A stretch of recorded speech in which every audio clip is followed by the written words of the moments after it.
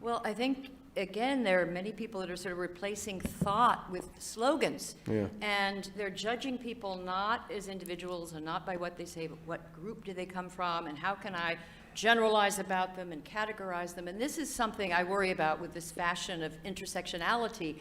And there are some good things about it. I don't fault it entirely. And this is the idea that people can be multiply oppressed and you have to take that into account. And there's a reasonable place for an intersectional analysis in activism or social science.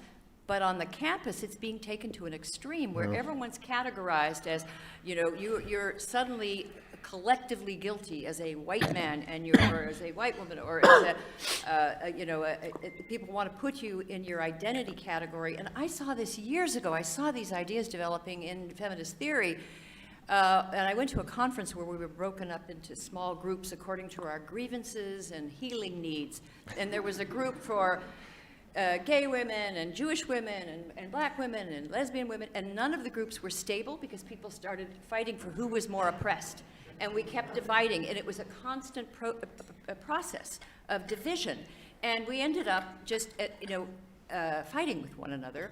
And then a new group emerged, women with allergies, and they were furious at everyone else and demanded that we not bring dry cleaning to anymore. And it was ridiculous. This is not a way to bring people together, and it worries me because if we wanted to have a movement around, protecting freedom or protecting vulnerable groups, then you want to appeal to what we have in common.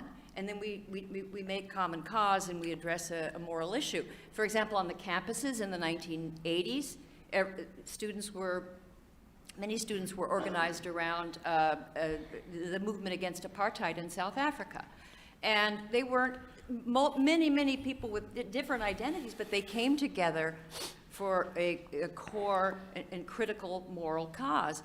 And I don't see how that's going to happen if we're calling each other out for our identities. Forget your identity, transcend your identity to organize around higher purposes. Yeah, Pete, as someone that teaches,